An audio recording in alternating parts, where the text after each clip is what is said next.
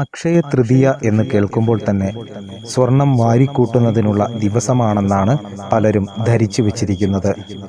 എന്താണ് അക്ഷയ തൃതീയ ദിനത്തിന്റെ ഐതിഹ്യമെന്നും അതിന്റെ വിശ്വാസമെന്തെന്നും പലർക്കും അറിയില്ല.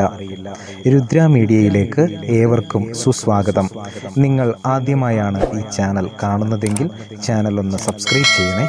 ഞങ്ങൾ അപ്ലോഡ് ചെയ്യുന്ന ആധ്യാത്മിക അറിവുകൾ ഉടൻ തന്നെ നിങ്ങളിലേക്ക് എത്തുവാൻ ബെൽ ബട്ടൺ ഓണാക്കി നോട്ടിഫിക്കേഷൻ ഓൺ ചെയ്ത് വെക്കുക.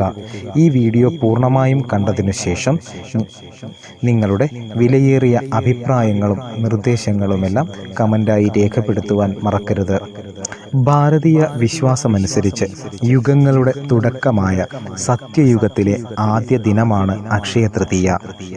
സത്യയുഗത്തിൽ ചതുർവിധ പുരുഷാർത്ഥങ്ങളായ ധർമ്മ കാമാർത്ഥ മോക്ഷങ്ങൾ നിഷ്ഠയോടെ അനുഷ്ഠിച്ചിരുന്നവരായിരുന്നു ഉണ്ടായിരുന്നത്.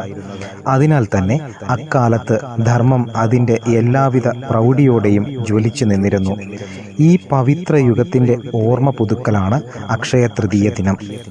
കൂടാതെ മഹാവിഷ്ണു ഭഗവാന്റെ 8ാമത്തെ അവതാരമായ ബലരാമൻ ജനിച്ചത് അക്ഷയ തൃതീയ ദിനത്തിലാണ് എന്നാണ് വിശ്വാസം.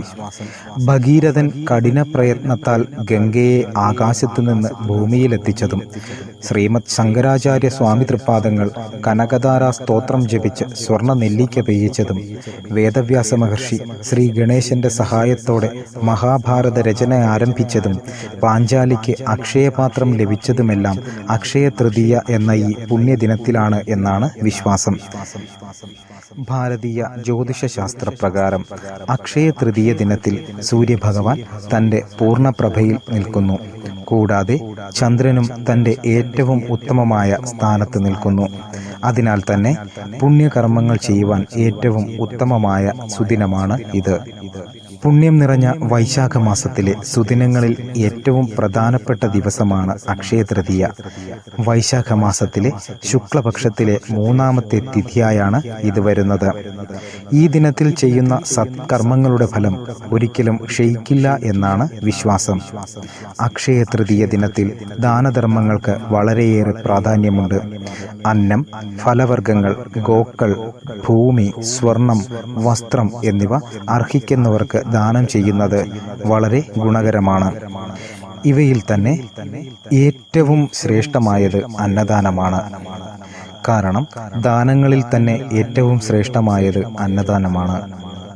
അക്ഷയ തൃതീയ ദിനത്തിൽ ഉപവസിച്ചുകൊണ്ട് ഈശ്വരഭജനം നടത്തുന്നവർക്ക് രാജസൂയ യാഗം നടത്തിയ ഫലം ലഭിക്കുമെന്നാണ് ആചാര്യമതം.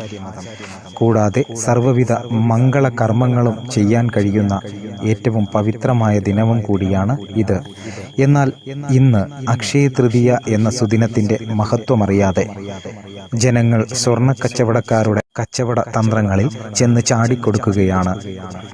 ഭാരതീയ വിശ്വാസങ്ങളനുസരിച്ച് വളരെയധികം പുണ്യം നിറഞ്ഞ ഈ ദിനത്തിന്റെ പ്രത്യേകതകൾ അറിയാതെ ഇത്തരം കച്ചവട തന്ത്രങ്ങളിൽ വീണു പോകാതിരിക്കുവാൻ എല്ലാവരും ശ്രദ്ധിക്കുക.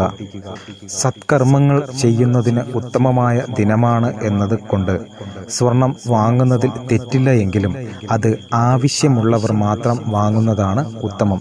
അല്ലാതെ അക്ഷയ തൃതീയ ദിനത്തിൽ സ്വർണം വാരിക്കൂട്ടിയാൽ അല്ലെങ്കിൽ വാങ്ങിക്കൂട്ടിയാൽ അത് ഇരട്ടിയാകുമെന്നൊക്കെയുള്ള കച്ചവട തന്ത്രങ്ങളിൽ ആരും വീണുപോകരുത്.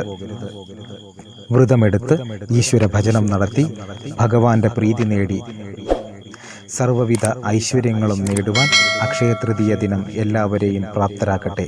സർവ്വവിധ മംഗളങ്ങളും എല്ലാവർക്കും ലഭിക്കുമാറാകട്ടെ. ഓം നമഃ ശിവായ.